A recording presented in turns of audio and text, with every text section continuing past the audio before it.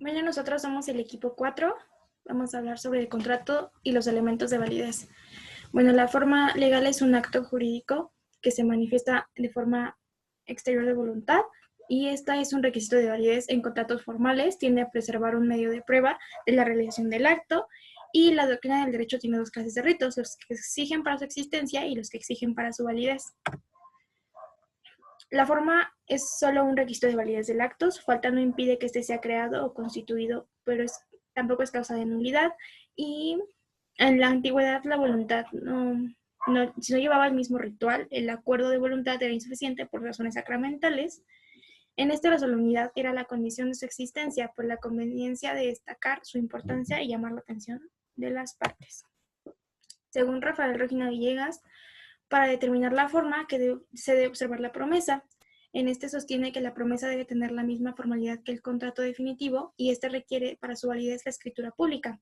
Otro sistema consiste en requerir, como lo hace nuestro Código Civil vigente, que la promesa siempre conste por escrito, independientemente de que el contrato definitivo sea consensual o formal. No exige que la promesa conste en escritura pública. La clasificación de los contratos hay consensuales, que valen como quiera que se formen y exterioricen. Los formales valen solo si se plasman de la manera prevista en la ley. Los solemnes solo existen si se manifiestan en el rito requerido.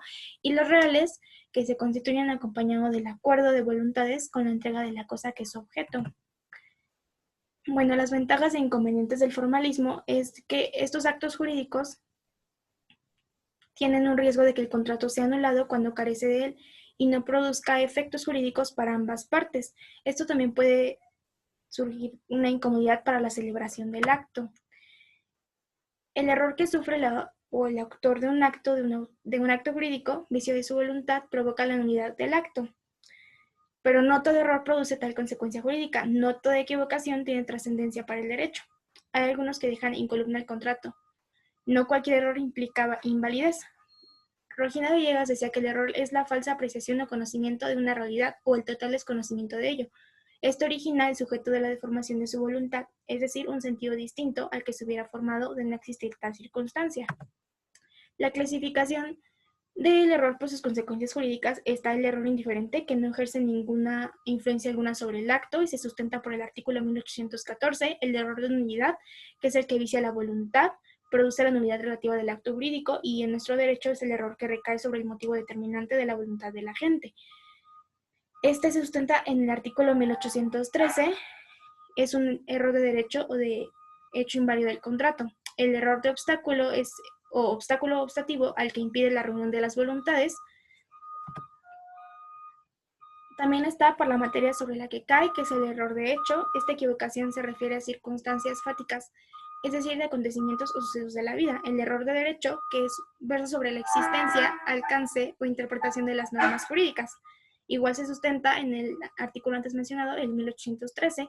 También está el error simple o fortuito, que se mantiene espontáneamente en aquel que lo padece.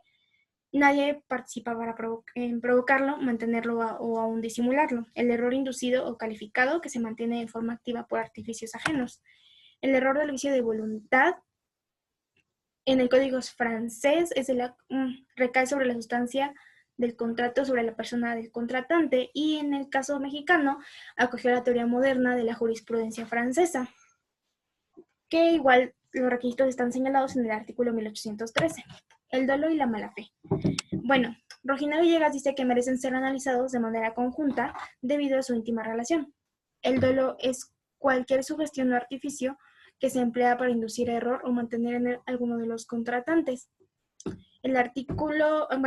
Se sustenta en el artículo 1814 y el 1815 y el error puede ser sido provocado o mantenido deliberadamente por medio de maniobras o artificios. El dolo asume una conducta activa porque, el dolo y la mala fe califican al error y agravan el acto afectado por ellos. Tanto el dolo como la mala fe provocan la nulidad relativa del contrato y la sanción proviene no solo del error que han ocasionado o disimulado, sino por conductas malévolas que son destinadas como instrumentos jurídicos para consagrar los actos jurídicos. Se clasifican como el dolor principal y dolo incidental. Autores de dolo, que es el dolo vicia de la voluntad, el dolo malo y el dolo muelo, que no toda afirmación inexacta realizada de los contratantes El dolor recíproco, que puede ser anulado por dolo de mala fe, cuando su celebración fue determinada por maquinaciones, igual se sustenta en el artículo 1817. La violencia o temor de todos los vicios de la voluntad es el temor, la fuerza física, amenaza sobre una persona para debilitar su ánimo y arrancarle su declaración de una declaración de voluntad que no desea. Igual se sustenta en el artículo 1819, donde habla sobre la violencia que se emplea ya sea física o por amenazas que ponen en peligro la vida. Bueno, el efecto singular del vicio que afecta a la voluntad es la falta de libertad en la decisión, ya que no contiene pues una percepción sobre todo esto. Las ventajas de esta reglamentación apropiada es que el temor es el reconocimiento, es el reconocimiento de esta realidad en las leyes, señalado como vicio de voluntad del temor y no la violencia. Esto permite mayor radio de acción y eficacia del sistema. El dolo y la violencia son hechos ilícitos. El dolo y la violencia constituyen un conducto inmoral e ilícita, además de un vicio de la voluntad. Estos, para producir la nulidad del contrato del acto jurídico unilateral deben ser determinantes y debe ser injusta. Las diferencias es que mientras el dolo proviene de tercero, no anula el contrato y la violencia es un acto ilícito de mayor gravedad que el dolo, ya que se ejerce como a una víctima infunde sufrimiento, desdicha, angustia. La lesión es una doctrina jurídica que se estudia a un cuarto obstáculo a la libre expresión de la voluntad. En los contratos bilaterales, onerosos y conmutativos, en la que cada una de las partes concede su prestación porque espera recibir de la otra algo equivalente a un cambio de lo que da. La lesión supone, en primer término, la presencia evidente de desproporción entre las prestaciones y, en segundo lugar, se atribuye la exagerada ventaja a la explotación. El enfoque legal hay dos. El primero es conocido como objetiva, que es un desequilibrio de la prestación de cierta tasa, y el otro es el objetivo subjetivo, que implica igual un desequilibrio ostensible y la situación particular que lo ha ocasionado. El derecho penal, en esta sanción del contrato celebrado con cierta voluntad es la nulidad relativa. Sus características la distinguen de la nulidad absoluta y presente a cualquier vicio de voluntad o lesión de algún contrato que produce la nulidad. Se puede disponer en los artículos 1812 que el consentimiento no es válido, el 1813 que hemos estado mencionando, el 1816 que habla sobre el dolo o la mala fe de una de las partes y el dolo que proviene de un tercero, el 2228 de la forma establecida por la ley. También la voluntad exenta de vicios es un requisito de validez del acto jurídico, ya que los vicios que afectan este acto provocan su ineficiencia, la nulidad relativa. También puede ser invocada porque no haya sufrido estos vicios de voluntad. En esto se habla en el artículo 2230, que habla de la nulidad por causa de error, el artículo 2233 y el 2234, que hablan sobre cómo convalidar por confirmación cuando haya desaparecido cierto vicio, y el cómo podrá convalidarse por descripción de la acción, que habla sobre, en el artículo 2236, de la acción de nulidad fundada en una incapacidad o en un error, y el 2237 sobre la acción para pedir la nulidad de un contrato hecho por violencia. Continuamos con mi compañero. Bueno, yo les voy a hablar acerca de la ilicitud en el objeto y en el motivo o fin. Este es el tercer requisito de validez de los contratos. La ley exige que el objeto y el motivo o fin del acto sean lícitos. Esto está fundado en el artículo 1795, fracción 3. Nosotros tenemos que recordar que el objeto del contrato es el contenido de la conducta del deudor, aquello a lo que se está obligando, y el motivo o fin es el propósito que le induce a su celebración, el por qué se obliga. Pues bien, para que el contrato sea válido, es indispensable que tanto a lo que se obligó como el porqué de su proceder sean lícitos. Un ejemplo de esto sería que Miguel Ángel contrata a Fernando para que amenace a Rodrigo y le ofrece 5,000 pesos en pago. Aquí podemos notar que el objeto es ilícito y el motivo o fin también son ilícitos. El acto jurídico debe ser lícito y noción de licitud. En el artículo 1830 del Código Civil dispone que es ilícito el hecho que es contrario a las leyes de orden público o a las buenas costumbres. Cuando el objeto Cuando el sujeto crea un contrato, una declaración unilateral de voluntades o cualquier otro acto jurídico que se oponga a lo prescrito por la norma general obligatoria, dicho acto no surtirá efecto alguno, porque nunca podría prevalecer sobre el mandato o la ley. En otros términos, el ser humano no debe hacer mal uso de su libertad de contratar, ejerciéndola en sentido adverso a lo prescrito por la norma de derecho. Las buenas costumbres. Con esta expresión se entiende el concepto de moralidad prevaleciente en una comunidad, en un tiempo y un espacio determinados. Es el consenso general de cierto grupo social sobre la moralidad de cierta práctica o situación. El motivo o fin lícito. Sabemos que todo acto de voluntad se dirige hacia el logro de fines determinados cuya consideración induce a las partes a realizarlo. Esos propósitos pueden ser nobles y útiles a la sociedad o mezquinos y nocivos para los demás. Así tenemos que el motivo o fin es la razón decisiva determinante de la celebración del acto, razón que es diferente en cada caso. Un ejemplo de esto podría ser que no se podría calificar de igual manera el acto de regalar 10,000 pesos para ayudar a un semejante, a una persona necesitada, en desgracia, que donarlos a un juez con la intención de alcanzar el beneficio en una sentencia favorable. La exteriorización del motivo determinante puede ocurrir de dos maneras. La primera porque se ha declarado en el momento de celebrar el acto y la segunda porque se infiera de hechos conocidos. El motivo o fin que debe ser lícito es, uno, el que fue el motor principal del acto, y el segundo, el que trascendió a la atmósfera del contrato y pudo ser conocido, pues no se podría pretender la anulidad de un negocio jurídico por motivos inmorales o ilícitos que nunca afloraron al exterior. Aquí tenemos varias teorías que no mencionaré a profundidad por su extensión, pero son antecedentes de la causa lícita por ejemplo, tenemos el derecho francés, que fue hecha por un jurista que se llama Raymond Celis. También tenemos la teoría clásica de la causa, y esta teoría fue objeto de varios ataques y surgió la teoría anticausalista. También tenemos la teoría moderna de la causa que surgió a propósito de la nulidad de actos que tienen un objeto lícito y sin embargo una finalidad obviamente ilícita. Por ejemplo, los contratos de arrendamiento concertados con el fin de instalar un garito o casa de juego. Las obligaciones causales y las abstractas. Si bien la ley mexicana requiere que la causa o motivo o fin de las obligaciones o los contratos sea lícita, no hay en ella precepto que exija de modo imperativo que las obligaciones o los contratos que las crean tengan necesariamente una causa. En el Código francés, un requisito de los contratos es que tengan causa, según el artículo 1131 del Código de Napoleón. Sin embargo, a pesar de no exigir su forzosa presencia en forma positiva, el sistema del código le impone en forma negativa bajo la figura del enriquecimiento sin causa. Obligaciones abstractas.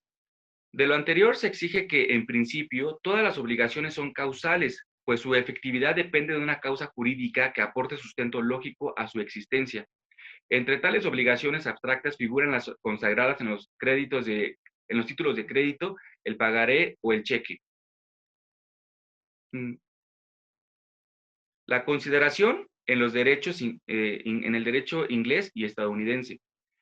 También fue muy conocido porque esos actos jurídicos emanaron del common law, que es el derecho que se rige en los Estados Unidos, en los países anglosajones. Aquí tenemos una figura importante, que es la máxima memo auditur propriam turpitudinem allegans. Esta máxima significa que no debe ser oído en justicia aquel que en apoyo de su pretensión solo puede alegar su propia torpeza o falta. Por ejemplo, Juan contrató a Francisco y le ofrece 10,000 pesos para secuestrar a José. De ellos le anticipó 5,000. Francisco no quiere hacerlo porque se atemoriza. Y entonces Juan le reclama su incumplimiento y le exige la devolución del anticipo concedido, pero no puede obtener la restitución, pues en aplicación del principio carece de acción judicial para recobrar la suma entregada.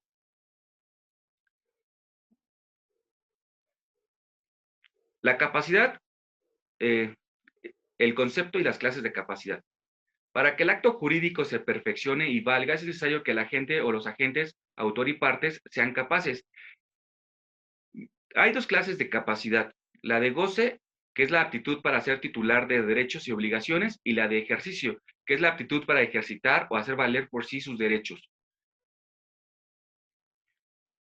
Nosotros tenemos una incapacidad tanto de goce como de ejercicio. En la incapacidad de ejercicio, nosotros tenemos una ineptitud del sujeto para hacer valer por sí mismo sus derechos, cuyas reglas se imponen por razones muy diversas. La interdicción. La mayoría de edad y plena capacidad de ejercicio se adquiere a los 18 años según el artículo 24 del Código Civil, pero ello no es garantía de capacidad, pues a veces las limitaciones intelectuales o de otra índole impiden las facultades y se hace conveniente restringir la acción del afectado en su debida protección. En este caso, nosotros o el sujeto tendría que tener un representante, que es una figura jurídica que consiste en permitir que los actos celebrados por una persona llamada representante repercutan y surjan efectos de derecho en la esfera jurídica de otro sujeto, llamado representado, como si este último los hubiera realizado y no afectan para nada la del representante. Nosotros tenemos diversas clases de representación. Entre las más podemos hacer notar la legal, la voluntaria, la judicial y la oficiosa. Y tenemos una explicación de los efectos de la representación. Tenemos, por ejemplo, la ficción, que es la teoría sustentada por los clásicos como Putier, Laurear, entre otros. Tenemos el nuncio. En este caso, el representante es un simple enviado, mensajero o nuncio del representado. Tenemos también la cooperación de voluntades. En el acto de un representante colaboran tanto la voluntad de este como la del representante, según Mittels. Y tenemos la teoría de la sustitución, que es la voluntad del representado cuando viene a ser sustituida realmente por la del representante. Los efectos del acto se producen para que aquel, porque así lo autoriza o impone la ley, según Borja Suriano. Por mi parte sería todo. Gracias.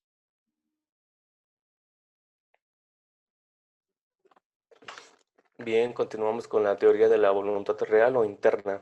Esta teoría sostiene que para aplicar un contrato, el intérprete debe descubrir cuál es la intención de las partes y hacerla predominar. La teoría de la voluntad declarada. La tesis tiende a proteger a los terceros que confirman a la declaración de voluntad y se atuvieron a sus términos conocidos. Esto se estipula en México en el artículo 1851. Las reglas de interpretación de los contratos. Dichas reglas se establecen en los artículos 1851, 1852, 1853, 1854, 1855, 1856 y 1857. Efectos del acto jurídico. Las principales consecuencias que la ley les atribuye se generan en provecho o en contra de determinadas personas. Un acto jurídico tiene autor, partes y terceros. Serán parte de un acto jurídico quien lo celebró por sí mismo, el que fue representado válidamente y el causante particular.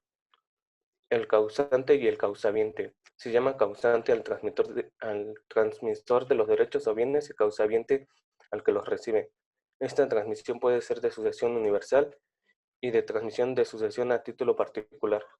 Estas ocurren mediante un acto de voluntad por efecto de la ley o causa de la sustitución del acreedor por un tercero.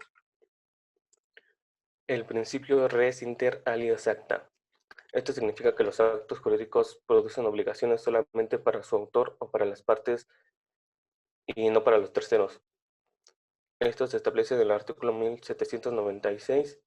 Los efectos de los contratos en relación con las partes fuerza obligatoria. Esto los encontramos en el artículo 1796-1797. El acto jurídico como creador de normas. La ley concede a los particulares el poder de crear normas de derecho y de restringir, autolimitar con ellas su libertad personal. Son normas jurídicas de alcance particular porque obligan nada más a sus creadores. El alcance de la fuerza obligatoria del contrato. Este alcance no se limita solo a lo dispuesto en las cláusulas que integran dicho acto.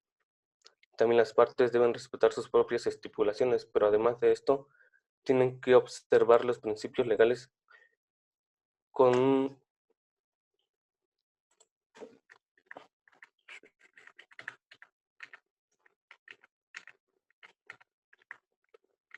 la integración del contrato con la ley, cláusulas esenciales, naturales y accidentales.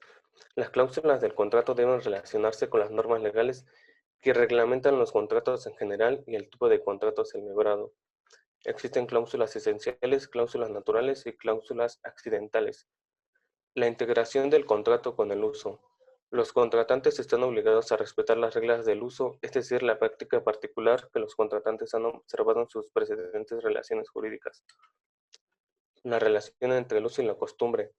La costumbre es una práctica general que se considera obligatoria entre los miembros de una comunidad, mientras que el uso es una práctica particular. La integración del contrato con las reglas de la buena fe. La buena fe quiere proteger al deudor contra las exigencias impertinentes que choquen contra el derecho y la equidad. Debe tenerse presente que obra de mala fe quien pretende obtener un provecho injusto en determinado de otro. La fuerza obligatoria del contrato. En el artículo 1797 del Código Civil reafirma el principio de la fuerza obligatoria del contrato. Ambos deben respetarlo y acatar sus cláusulas. Basta la voluntad de cualquiera de las partes para terminar con un arrendamiento de duración indeterminada, estipulado en el 2478, una sociedad de vigencia ilimitada en el 2720, y basta la voluntad del mandante en principio para concluir el contrato de mandato en el artículo 2596. La revocación por común acuerdo. Lo que dos voluntades anudaron puede ser desatado por ellas mismas sin perjuicio de los derechos del tercero. La teoría de la imprevisión. Esta afirma que la fuerza obligatoria del contrato debe ceder para ajustar sus cláusulas debido al cambio imprevisto de las circunstancias. Estos son los antecedentes de la cláusula rebus sic stantibus. En México se admitió la imprevisión en los códigos civiles en algunos de los estados como Jalisco,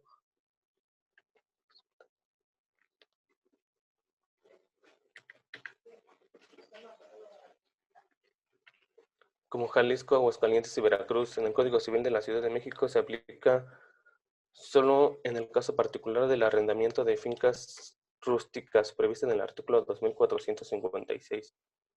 Los efectos de los contratos en relación con terceros. La estipulación en favor de terceros es la cláusula de la cual de las partes convienen en conceder un derecho a alguien que no ha intervenido en el contrato. La oponibilidad es una característica esencial de los derechos reales que se manifiesta como el poder de hacerlos valer frente a todos. La oponibilidad para terceros se aplica en los casos en que un tercero se hace cómplice de una de las partes en la violación del contrato. El efecto obligatorio y la promesa de porte fort. El porte fort es un contrato donde solo resultan obligadas las partes y que no obliga al tercero cuyo consentimiento es contingente. El Código Civil mexicano consagra en una fórmula impropia la promesa de porte fort. Esto en el segundo párrafo del artículo 1841. Y por último, nuestra bibliografía. Sería todo de nuestra parte.